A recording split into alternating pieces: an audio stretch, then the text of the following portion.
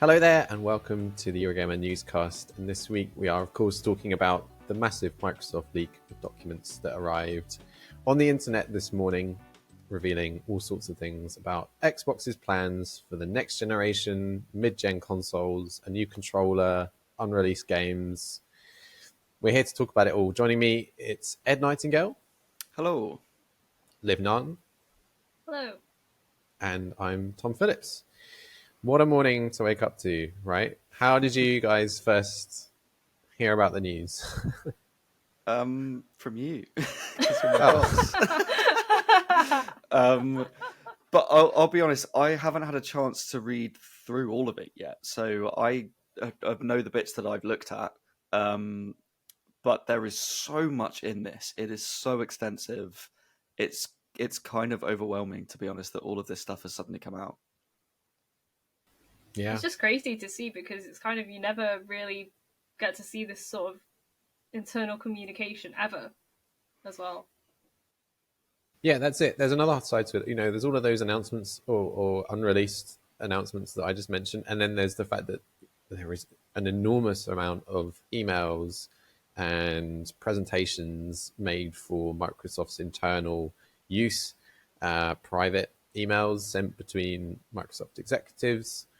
We'll talk in a bit about the Nintendo acquisition ideas that Phil Spencer had. This is language that Phil and other execs would never talk about in the public domain. You know, they don't want to talk about possibly acquiring Nintendo. But amongst themselves, within Microsoft, this is the sort of thing that people talk about, you know, without facing the public. It's extraordinary. I can't think of many other leaks like it in terms of the size of it and how damaging it is to Microsoft's marketing plan for at least the next year. And if you're looking ahead to the fact that it talks about the next generation of consoles many years to come. Let's pick it apart bit by bit.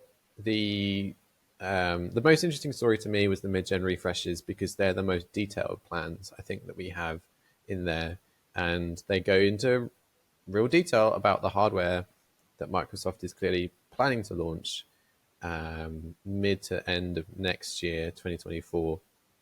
There's going to be a brand new Xbox Series X, a brand new Xbox Series S. Neither of them seem to be including more power, more processing power, more RAM in the consoles, so the specifications seem to be staying the same.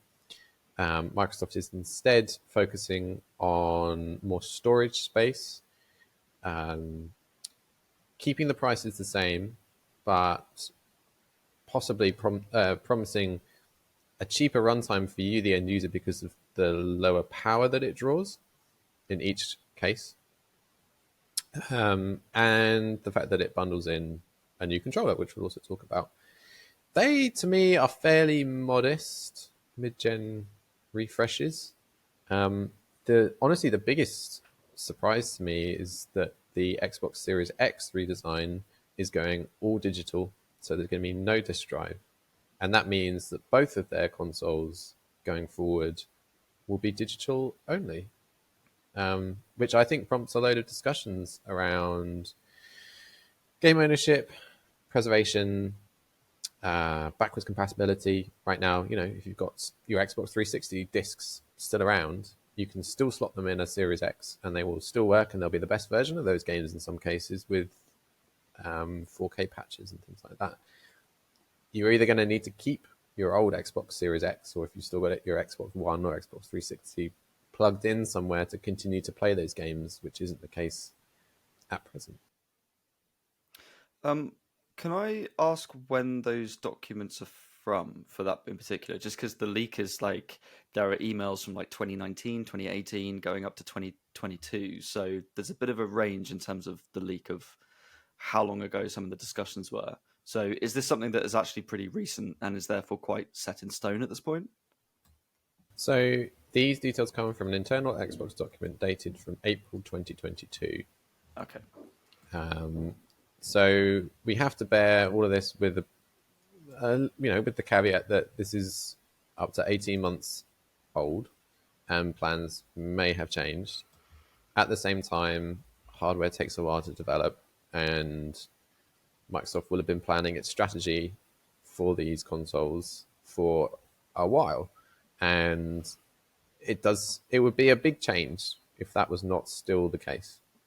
Yeah. And I can't think of any reason why, if that had been what they planned, and that is what they put in the documents, for there to have been a massive sea change since then. But it's a good point to make. Until they Yeah. announce it publicly, we won't know exactly what they're planning. Yeah. I mean, in terms of the digital only thing, I think looking forwards, that makes sense. I think that is the way that the industry is going, is that we're going to move to an all digital future. And I think the way that Microsoft is really pushing Game Pass just emphasizes that even more, that maybe they want people to subscribe to Game Pass as opposed to buying physical games. And that will force people to do that if that's the console that they have.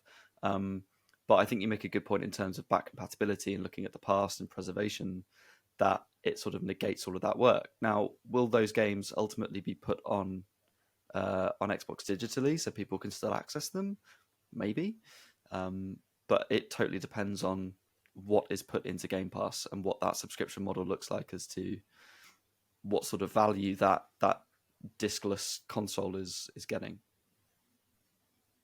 Liv, how do you feel kind of knowing that there isn't going to be a big boost in processing power or any boost in processing power for these? If you were someone who already had an Xbox Series X, would you be tempted to buy another one? And if not, does that sort of make this whole conversation about, well, I won't be able to play my back compat games anymore kind of moot? Because you'd already have the console that you have. I think if I already had a Series X, I probably wouldn't be tempted. The drop to digital would be probably the biggest factor for me, because I'm one of those people that likes physicals. I like collecting them. I like knowing that I have them and that I could, just pop in the disc and play it whenever I want. So for me,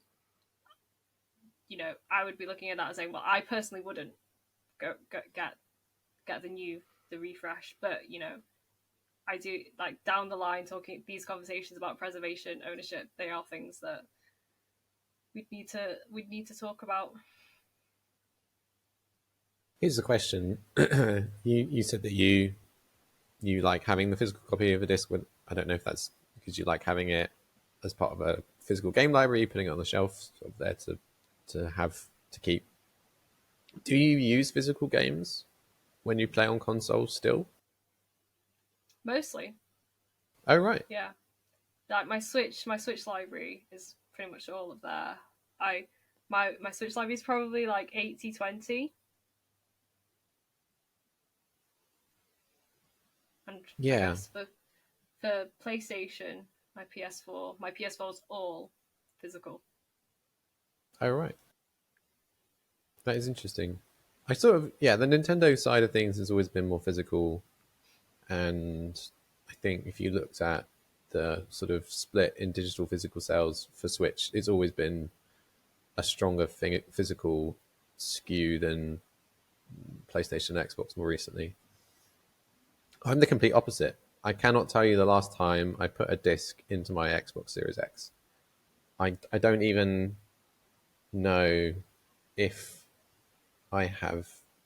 I genuinely don't know if I've played a disc-based Xbox Series X game in what was it, 3 years almost since I bought the console, because I have Game Pass and I download everything because it's easier. Ed, how about you? For me, it depends a little bit on the console, and I'm also going to blame my job slightly in that I, a bit like Liv, kind of skew more towards physical. Like I clearly have a shelf full of crap, and in another room I have a shelf with all my games that I've collected since I was younger. So I've got all the boxes lined up from across the PlayStations and Nintendo consoles. Switch, I still buy games for. I bought Tears of the Kingdom physical. That was the last thing I bought. PS5, I haven't bought a physical disc since I got it at launch. So Demon Souls was the last one I got. But like I said, I blame our job in that for us to play games, usually it tends to be digital, it tends to be code based, or we play something on Game Pass. If I'm choosing to buy something, I will probably buy it physically. Yeah, that's fair. So just wrapping up then, these new mid-gen consoles, both of them will be keeping the same price points that the current Xbox X and S hold, which is $500 in America and $300 for the S. The S will launch first, back then planned for around August time, and the X a little later, back then planned for around October. Both of these will also include a new Xbox controller with a slightly different design and some new bits and pieces in there. Liv, you wrote the story on that this morning. What's new in the controller? So it's mostly the same. The big things is going to be the replaceable battery, so you can swap out the battery now if it dies, and which will be useful. It means you don't have to bin it. You don't have to, send it off somewhere to get it switched out. You can just buy a new battery yourself and put it in. They've also tried to be a bit more sustainable with it. They're making it from more recycled materials. But other than that, yeah. You can lift to wake. You can lift it up to wake it. Crazy. What if you're just cleaning and just move it? I know, I would worry about that. I think if your console is off, it won't lift the console. But if like your console's on, say you've gone off to make a cup of tea, and the screen goes dark and it sort of goes into Okay, that makes more sense. Screensaver mode, no matter how you call it. Just back on your point as well, Tom, about there not being increased power. I'm sort of relieved by that a little bit, actually, because like I got a PS4 but didn't get a PS4 Pro, and when that came out, I suddenly felt like I was missing out, but I didn't want to have to buy a whole new console. And it's a bit like with an Apple phone where you're thinking, well, do I get the next numbered one or do I get the S version? And for me, I thought, well, I'd rather wait for the PS5 rather than going for the Pro sort of mid refresh. And knowing now that these new ones are coming out, but it's just a revised model, and there's not, it's a difference mainly in the look of it and the way that they make it. So it's cheaper for them more than it being something extra for me. I feel relieved that actually I don't have to go out and buy a whole new console after 3 years or 4 years. So I'm actually fine with that. I feel like there's still a lot more to get out of the current consoles. We don't necessarily need more power. Maybe I'll change my mind in a couple of years, but for now, I'm actually quite relieved about that, to be honest. It's interesting, isn't it? Phil Spencer talked about this with me back at Gamescom when we interviewed him there, and of course the topic of mid-gen consoles came up, and he made the point that not only is it a good thing for players to not have to keep chasing another slightly incrementally better console every couple of years, because they're big investments, right? And you sort of, the whole point of buying a console is you're bought in for the 7-year, 8-year console cycle.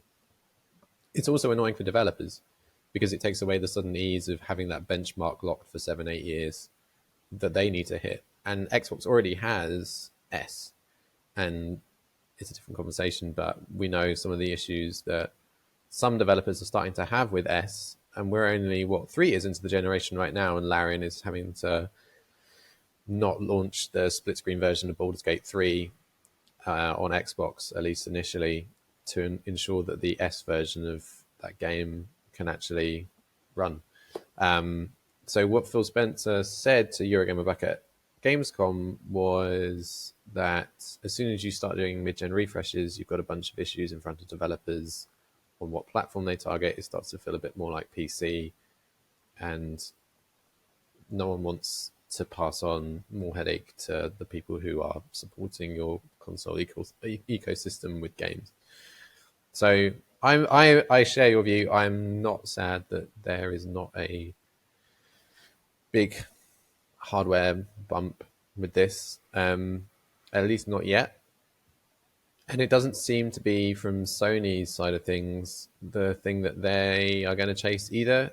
The leaks so far this year on that, unverified, but they're out there, suggest that Sony is also just chasing a mid-gen refresh for PlayStation 5 where it can get the console costs down for itself manufacturing-wise, and it can also offer a full-fat PlayStation 5 but without a disk drive, in a much easier way that's for it to manufacture. The suggestion is that it's going to be detachable and you can buy a hard drive to stick onto it.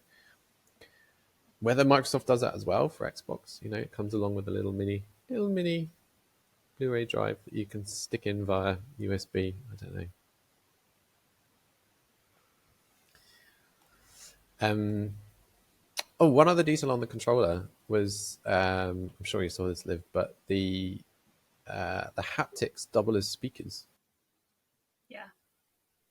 What do you For think? the immersion. How does that work?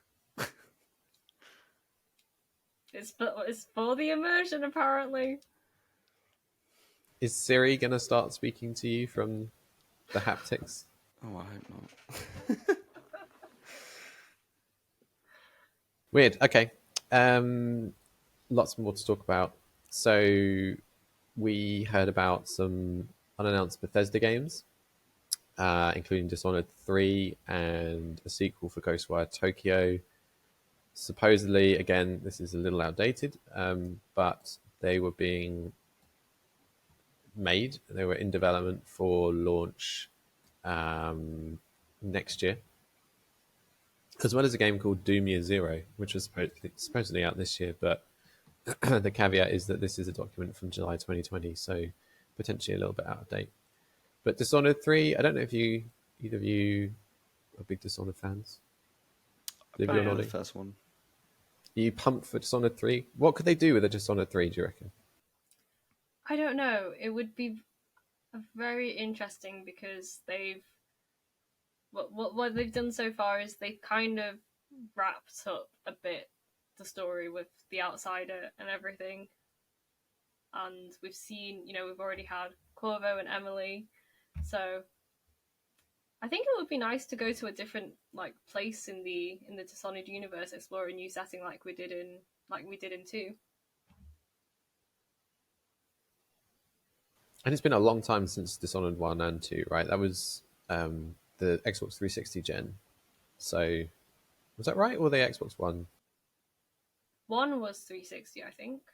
Yeah, and then 2 was... 1 was okay. in 2010. 2 Wow. was 20...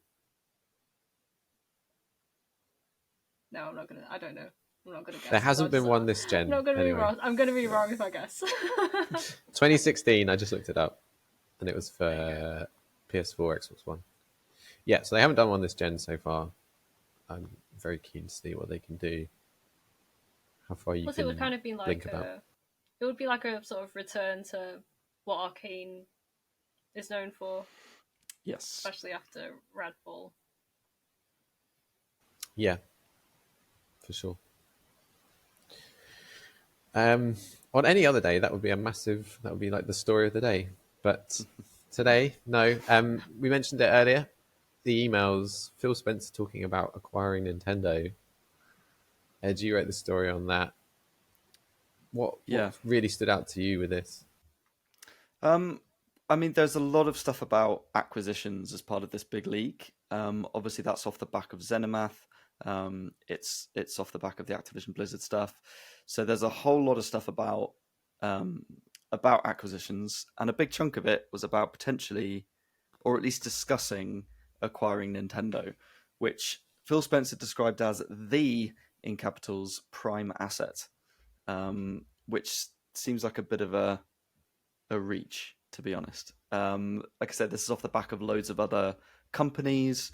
There was a whole section in the leak about 46 different companies that were evaluated as part of potential acquisitions. Obviously, not saying they've approached 46 companies. It's just this was what they were talking about and discussing. It includes the likes of Bandai Namco, Capcom, Konami, Square Enix, Take-Two, Interactive, Ubisoft, Valve, a load of mobile companies. So there's a lot of stuff in there. And they throw out Nintendo as well. Basically, I think they see Nintendo as kind of the holy grail. But Nintendo is difficult to acquire because it has a lot of money and also is a Japanese company, and that comes up with a load of sort of other things as well, whether they would want to be acquired by an American company.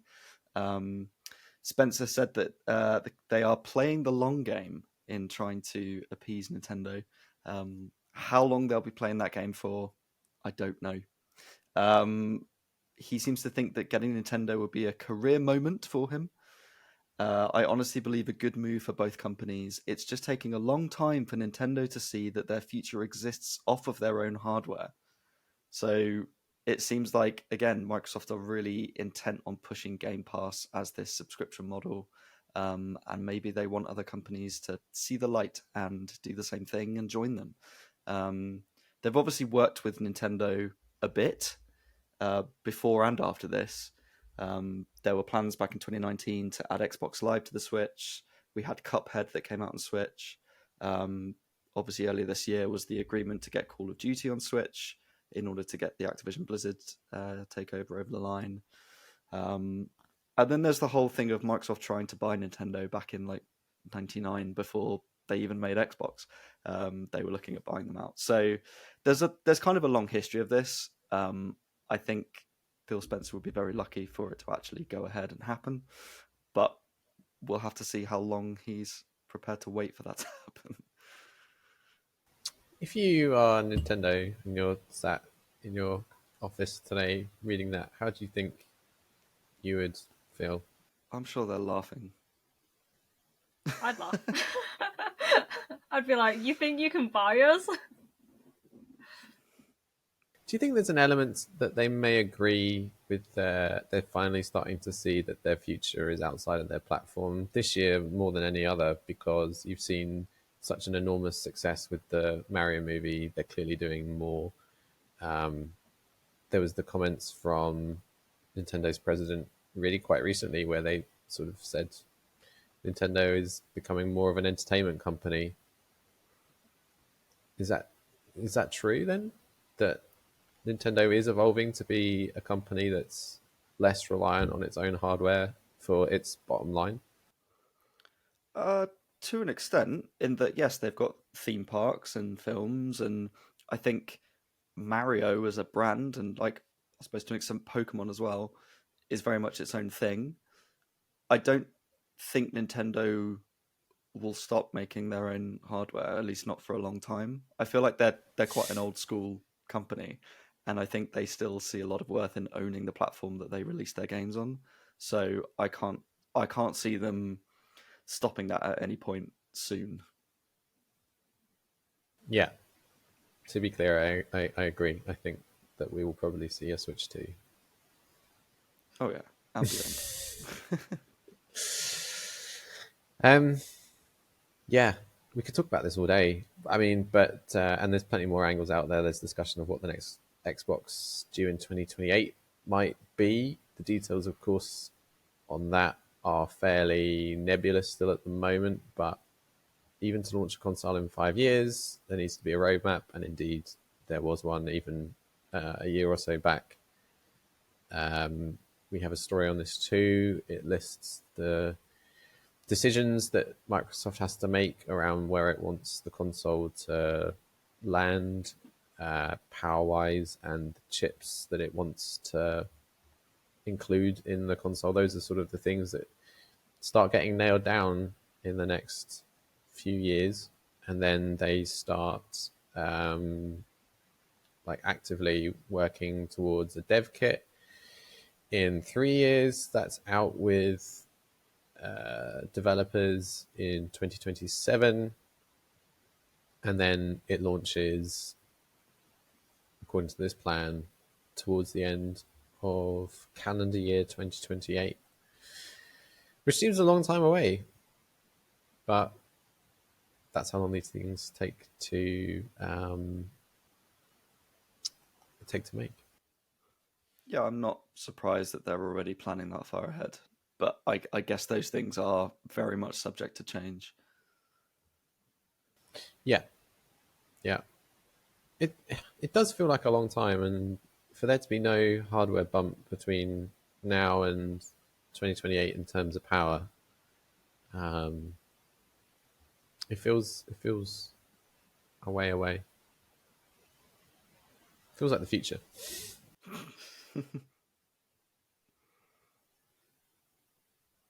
Was there anything else from today's leaks we've not sort of talked about so far that caught your eye? Either of you guys?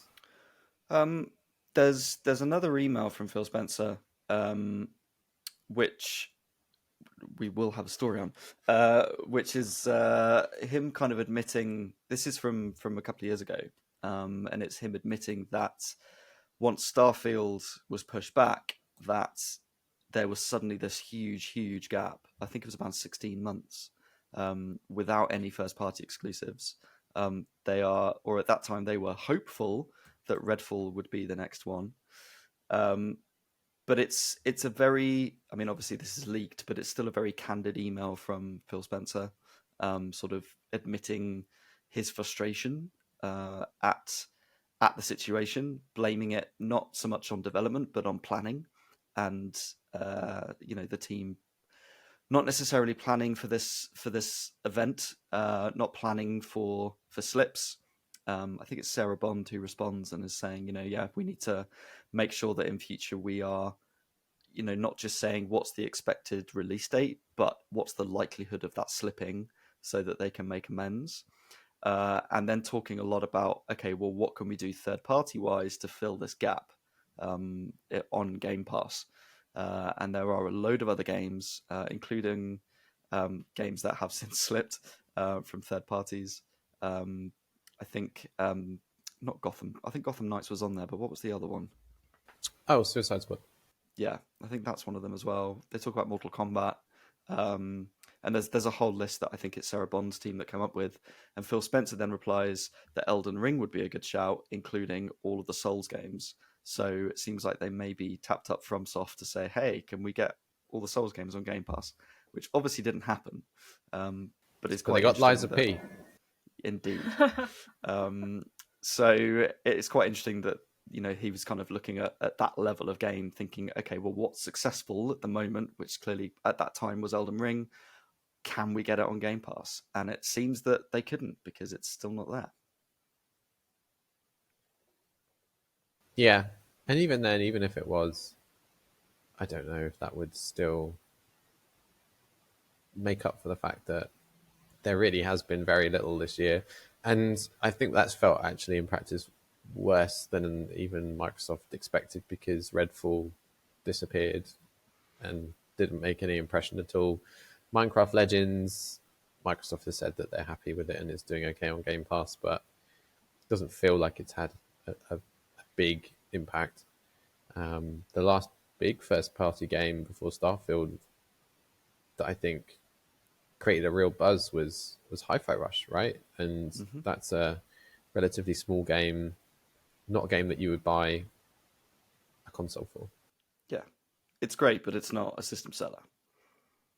Yeah, it's just interesting to see Phil talking quite openly and honestly, well, in a private email, but in language that obviously he would not talk publicly, about what the company should be doing to improve the situation.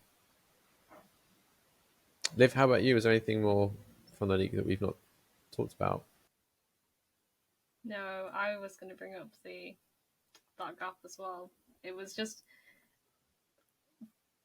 eye-opening, I guess, to see Phil Spencer, talking about these things in ways that we don't ever get to hear. How do you think? Because obviously we've contacted Microsoft to comment on all of this, and they will be responding at some point. I'm sure they can't just ignore it. How, if you're Nintendo, if if you're Nintendo. If you're Microsoft, if you're Phil Spencer, how do you acknowledge the leak?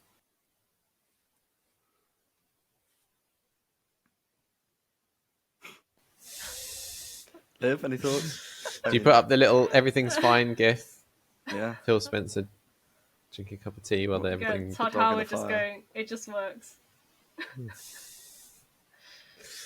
I think you've got to treat it with some kind of humor, right? Because it's extremely unfortunate, and it takes away all of the win from their marketing sales next year. Their carefully planned window to announce a console and then a controller and then the two consoles, but it's done now. I mean, I guess to an extent they can say, look, some of this is old emails, plans have changed, just to try and give themselves a bit of leeway. And yeah, especially with all the acquisition stuff, a lot of that is interesting but old. I guess, yeah, it's tricky with future plans, but how much will that change? As we said earlier, if it was only a year ago, then it's likely relatively set in stone, and there's not a huge amount they can do about that at this point. Unless they now just put out a release date for us.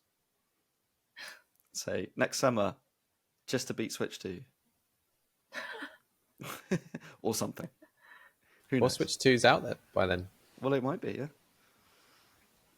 Who can say? Oh, who knows? Maybe Switch 2 will actually be owned by Xbox, owned by Microsoft. Who knows? They've done a secret deal. Who knows? Who can say? Maybe. Probably not. All right. I think we're out of time. Thanks to you both for that. Stick with us on Eurogamer as we uncover more of Microsoft's leaked details and presumably Microsoft issue some kind of response. We'll speak to you all again soon. Thanks for joining us. Bye for now. Thanks all. Bye bye.